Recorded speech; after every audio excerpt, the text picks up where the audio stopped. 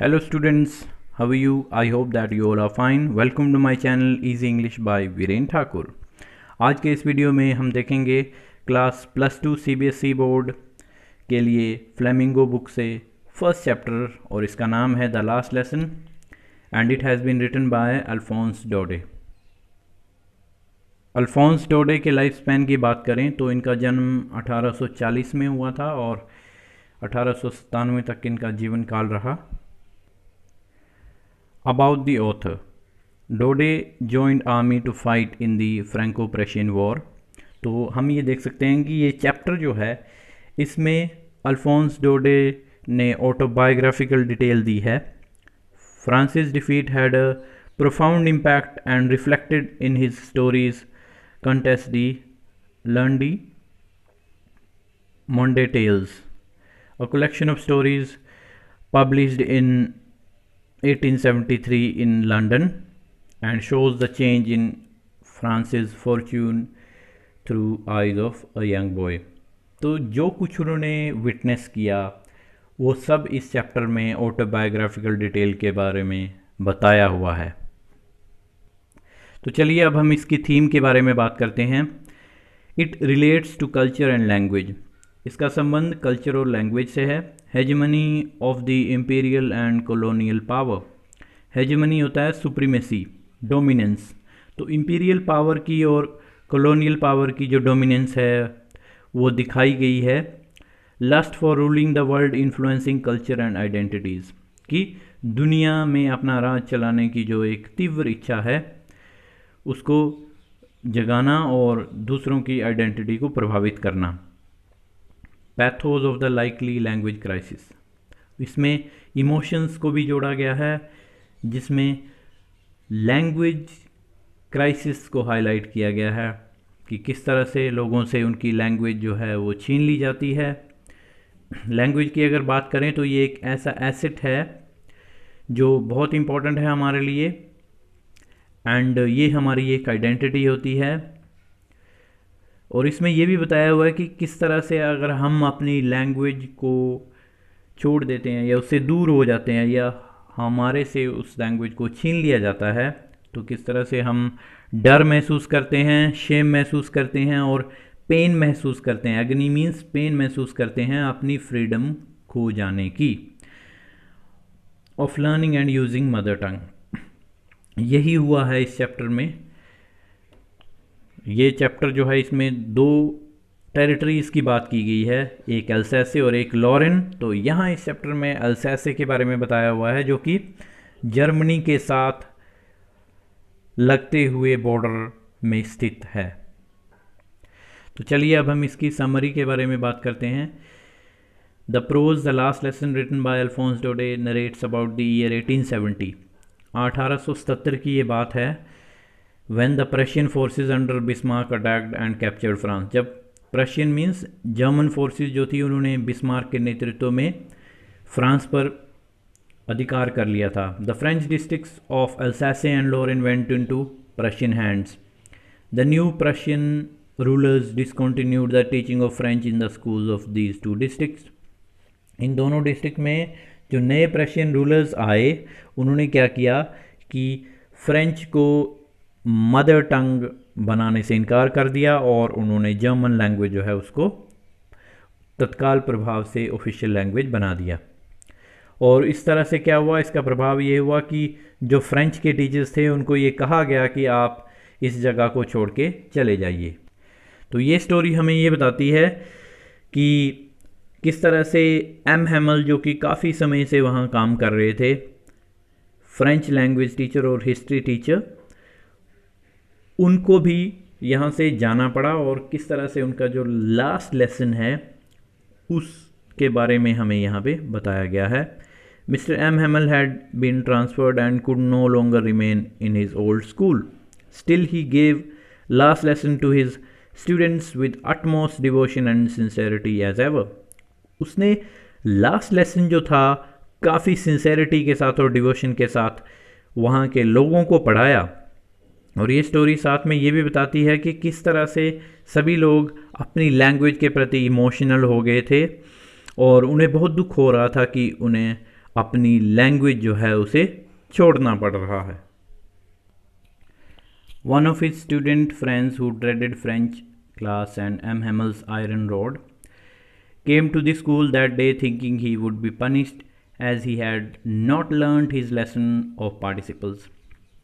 M. Hamel के एक student friends हैं जो अल्फोंस डोडे इस स्टोरी के राइटर हैं, उन्होंने ही अपने आप को फ्रेंड्स के तौर पे प्रेजेंट किया है। और पहले फ्रेंड्स को बहुत डर लगता था स्कूल जाने में, उसे ये लगता था कि एम हैमल आयरन रोड के साथ वहाँ होंगे तो उससे उन्हें डर लगेगा और साथ ही पनिशमेंट का भी डर रहता था। और उस दिन क्या था, लास्ट सेशन के डे पे फ्रेंड्स को पार्टिसिपल्स तैयार करने के लिए कहा था, फ्रेंच लैंग्वेज के पार्टिसिपल्स को तैयार करने के लिए कहा था। But on reaching school he found Hamel dressed in Sunday clothes and all the old people of the village sitting there. लेकिन जब वो स्कूल पहुंचा तो उसने देखा कि एम हैमल ने संडे क्लोथ्स पहने हुए थे और सारे लोग वहाँ पे बैठे हुए थे। और ये सब क्या था, it was due to an order on the bulletin board that was the first day when he realized for the first time that how important French was for him, but it was his last lesson in French. लेकिन वो पहला दिन था जब उसे realise हुआ कि किस तरह से लास्ट लेसन उसके लिए इम्पोर्टेंट था, उसकी अपनी लैंग्वेज उसके लिए कितनी इम्पोर्टेंट थी। और उसे बहुत दुख भी हुआ कि क्यों उसने अपनी लैंग्वेज को नज़रअंदाज किया, क्यों उसने अपनी लैंग्वेज को इग्नोर किया। ये देखिए फ्रैंको प्रशियन वॉर का एक सीन है जो काफ़ी डरा देने वाला और एक दर्द पैदा करने वाला सीन है। हम इसकी एक और पहलू की बात करते हैं जिसमें थीम को बताया गया है, और इसकी थीम ये है कि the pain inflicted on the people of a territory by its conquerors. जो किसी टेरिटरी को अपने पक्ष में कर लेते हैं या जीत लेते हैं, वो लोग उस जगह के लोगों पर अपने अत्याचार शुरू कर देते हैं और उनकी स्वतंत्रता छीन लेते हैं। किसी इसकी स्टडी और स्पीक देयर ओन लैंग्वेज, अपनी लैंग्वेज को बोलने की और पढ़ने की स्वतंत्रता वो छीन लेते हैं। अगर इसकी सब थीम की बात की जाए तो ये सब थीम है student and teacher attitudes to learning and teaching. इसमें बताया गया है कि किस तरह से स्टूडेंट्स का और टीचर्स का एटीट्यूड जो था वो पॉजिटिव नहीं था लर्निंग के प्रति, वो पोस्टपोन करते थे लर्निंग को। ठीक है, The last lesson beautifully brings out the human tendency to postpone the learning of things, feeling there is plenty of time to do so. But they don't realize when the doomsday will dawn and bring an end to our hopes and aspirations. लेकिन उन्हें ये पता नहीं होता था कि किस तरह से जो डूम्सडे है वो आ जाएगा, यानी कि एंडिंग डे आ जाएगा, और किस तरह से उनकी एस्पिरेशंस और होप्स सब खत्म हो जाएंगी। क्योंकि नॉर्मली ये टेंडेंसी होती है कि हम कल कर लेंगे किसी काम को, हम बाद में कर लेंगे, लेकिन कल कभी नहीं आता।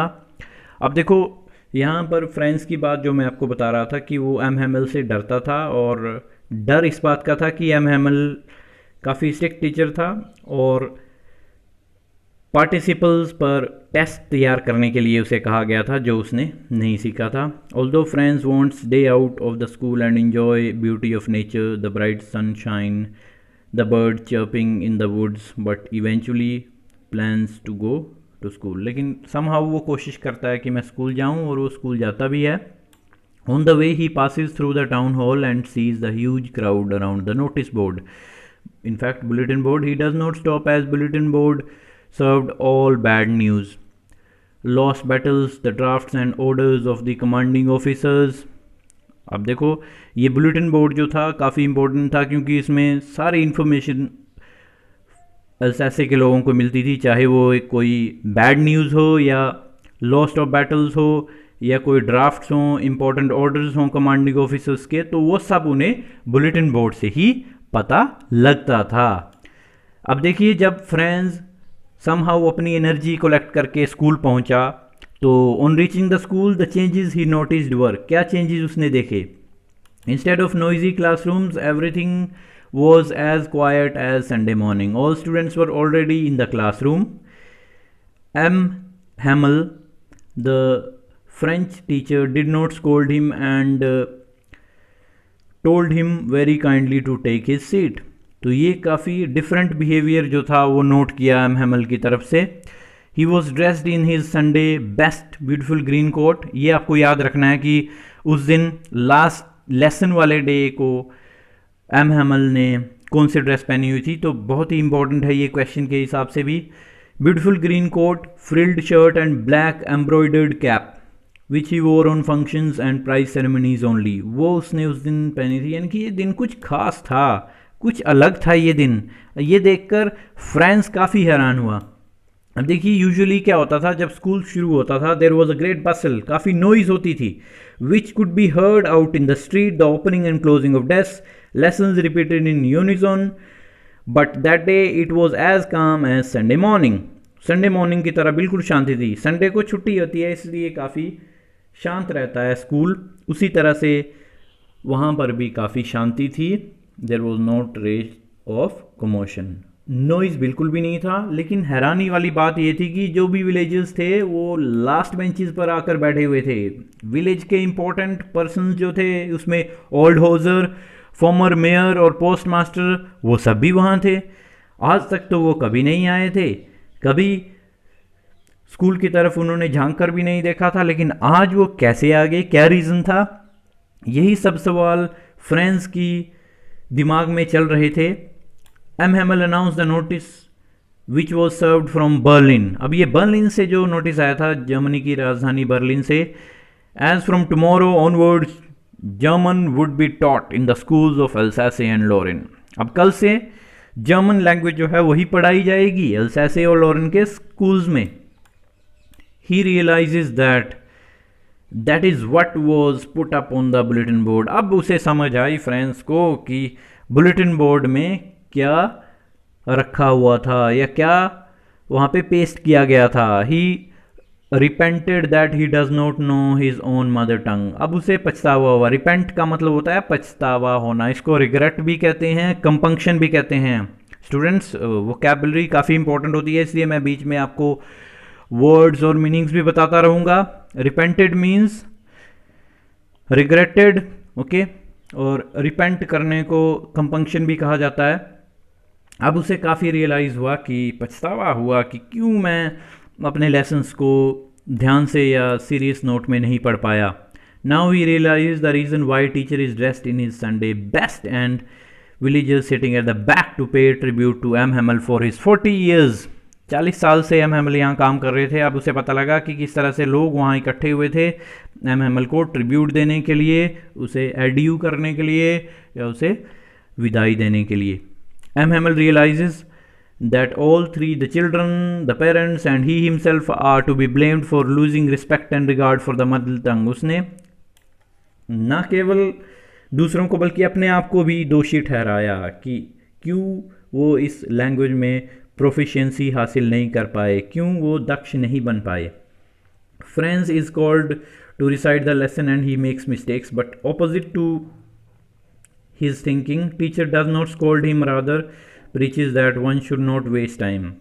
आज अनएक्सपेक्टेड ही था कि जब एम हैमल ने पार्टिसिपल्स पे फ्रांस को पूछा तो फ्रांस आंसर नहीं कर पाया, लेकिन फिर भी एम हैमल ने उसे डांटा नहीं और ये संदेश दिया, ये शिक्षा दी कि हमें अपना समय बर्बाद नहीं करना चाहिए, किसी भी चीज़ को पोस्टपोन नहीं करना चाहिए. पोस्टपोन का एक और सिनोनिम होता है students procrastinate. Procrastinate means delay करना किसी चीज़ को.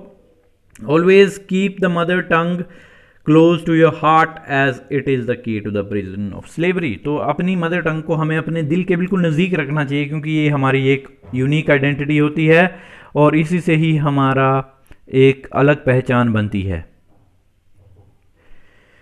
अब एक और चीज़ जो वहाँ पर नोटिस की गई फ्रांस द्वारा, France wondered sarcastically if Prussians could force pigeons to coo in the German. अब देखिए, ह्यूमन बींग्स तो हेल्पलेस होते हैं. फ्रांस भी उनमें से एक था कि जर्मन अथॉरिटीज़ का ऑर्डर आया और उसे ये कहा गया कि अब जर्मन लैंग्वेज ही ऑफिशियल लैंग्वेज होगी और फ्रेंच लैंग्वेज को कोई स्थान नहीं दिया जाएगा. लेकिन उसने एक ओपन चैलेंज किया, वो गुस्से में ओपन चैलेंज किया जर्मन अथॉरिटीज़ से कि हमें तो फोर्सफुली जर्मन लैंग्वेज अडॉप्ट करने के लिए कह दिया गया, लेकिन क्या वो लोग जो पिजन्स हैं उनको जर्मन लैंग्वेज में गाना गाना सिखा सकते हैं या कू करना सिखा सकते हैं? इसका मतलब ये है कि वो चैलेंज कर रहा है। लेकिन इसका आंसर ये है स्टूडेंट्स की नेचर बाउंडलेस होता है, नेचर को लिमिट नहीं किया जा सकता कभी भी, ठीक है। नेचर को हम अपने हिसाब से चेंज नहीं कर सकते, नेचर तो नेचर है। और French is afraid of going to school as he not learned participles. He wants to enjoy beauty of nature, the bright sunshine, the birds chirping in the woods, Prussian soldiers drilling, but resisted. अब देखो bulletin board में उसे जो news थी वो मिल गई थी। Instead of noisy classroom everything was as quiet as Sunday morning. और टीचर ने भी उसे स्कोल्ड नहीं किया, very kindly to go to his seat. अब उसके बाद एक सबसे बड़ी चीज़ मैं आपको बताना चाहूँगा कि अब उसे ये पता लग गया फ्रेंड्स को कि किस तरह से हमारी लैंग्वेज जो है हमारे लिए काफ़ी इम्पोर्टेंट है।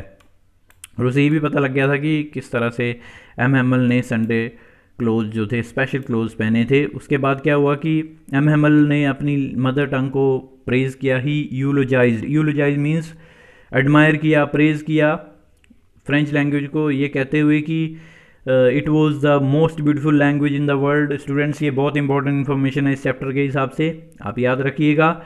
That we must guard it among us and never forget it. हमें इसे अपने साथ रखना चाहिए, हमें इसकी सुरक्षा करनी चाहिए और कभी भी इसे भूलना नहीं चाहिए।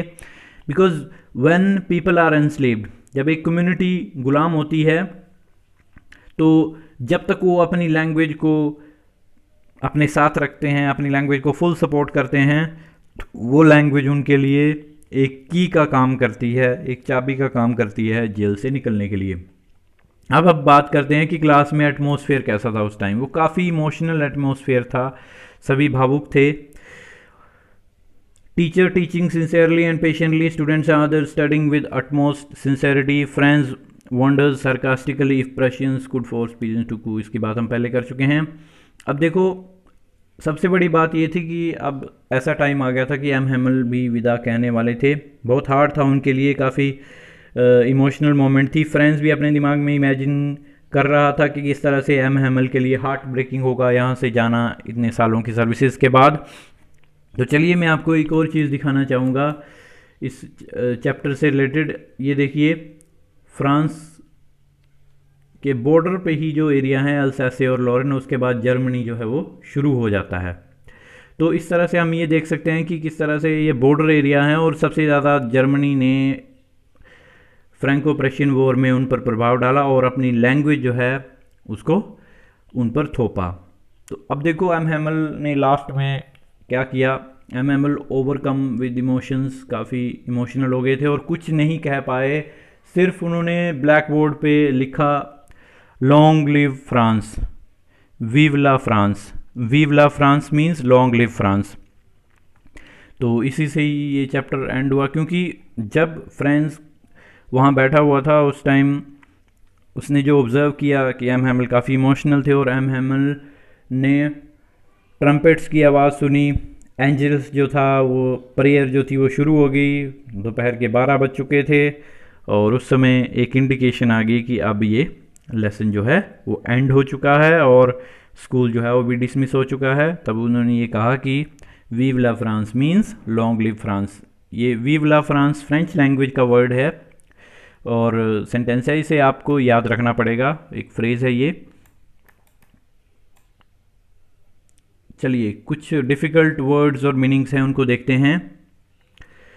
ड्रेड, पेज नंबर 2 पे, उसका मतलब होता है फियर। स्कोल्डिंग, स्कोल्डिंग का मतलब होता है चाइडिंग, जब हम किसी को डांटते हैं। Participles, words combining the functions of adjectives and verb, तो इसी की बात वहाँ पे की गई थी। लैंग्वेज में काफ़ी इंपॉर्टेंट होता है। एज का मतलब होता है क्रेस्ट। सॉ मिल, देखिए आप पिक्चर देख सकते हैं कि mill for sawing timber, timber को काटने के लिए, उसे एक बराबर शेप देने के लिए जो मिल होती है उसे क्या कहते हैं, सॉ मिल कहते हैं। आप पिक्चर भी देख सकते हैं सामने। ड्रिलिंग का मतलब होता है परेडिंग, और ये उस वक्त का वर्ड है जब फ्रेंच स्कूल जाने के लिए इच्छुक नहीं होता है और वो सॉ मिल के पास जाता है जहाँ पर वो प्रशियन सोल्जर्स को ड्रिलिंग करते हुए देखता है।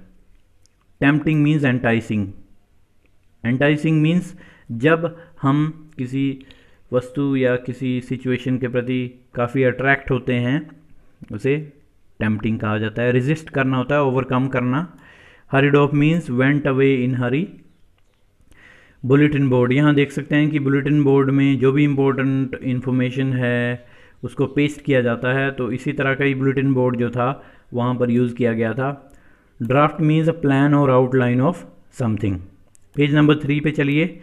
यहाँ पर ब्लैक स्मिथ का मतलब होता है person who makes iron tools. Apprentice means trainee और लर्नर। बब का मतलब होता है बॉय, और इसे इनफॉर्मल वे में कहा जाता है। इन यूनिजोन मीन्स ऑल टुगेदर, इकट्ठे होकर, जैसे कि बच्चे लेसन्स पढ़ते थे यूनिजोन में वहाँ पे, ठीक है। और ये यूजुअल डे में क्लास जब चलती थी तब होता था। Rapping means thumping. Counted on means depended on और relied on. Commotion means sudden short period of noise and confusion. तो ये कमोशन जो थी वो नॉर्मल क्लासरूम में होती थी, लेकिन जिस दिन वो लास्ट लेसन वाला डे था उस दिन कोई कमोशन वहाँ पर नहीं सुनाई दे रही थी। फ्रिल्ड मीन विद फ्रिल्स और with long narrow strips. Page number, चलिए अब हम पेज 4 पर चलते हैं। Embroidered means decorated and stitched with pattern. Solemn means serious. Thumbed at the edges means damage at the corners. देखिए, जब आप किसी डॉक्यूमेंट को या किसी बुक को एजेस से, थंब से पकड़ते हैं तो उस टाइम वो थोड़े से पुराने से हो जाते हैं, थोड़े से डैमेज हो जाते हैं, वही था। Thunder clap, loud sound of thunder. Wretches means unhappy persons. Cranky means strange और विम्सी। क्रैंकी का मतलब अजीब स्वभाव वाला भी कहा जा सकता है। पेज नंबर 5 पर चलते हैं। An expression of annoyance. Reproach means criticise और blame. Page number 7। Hold fast means hold tightly और support strongly. At one stroke means all at once. Fancy means imagine. Gazing means looking intently, means looking something for a longer period of time. Wan means reduced, worn out as a result of over use. जैसे कि वहाँ पर desk जो थे इतने साल पुराने थे और बार बार बैठने की वजह से, यूज़ करने की वजह से वो कैसे हो गए थे, वॉर्न आउट हो चुके थे। Hope wine, wine of hope plant. जैसे कि आप यहाँ देख सकते हैं, ये होप वाइन का प्लांट है, इसकी पिक्चर मैंने आपके लिए यहाँ पर रखी है। Twined means tangled. Angelus means a bell, a rung for prayers. Christians में ये होता है, खासकर ये एंजलस की जो बेल है और वो चर्चेज़ में यूज़ की जाती है। Pale means wanting in colour, means काफ़ी डल कलर हो जाना, बेजान सा कलर हो जाना। Trumpets means horn like wind instruments. ये देख सकते हैं आप ट्रम्पेट्स।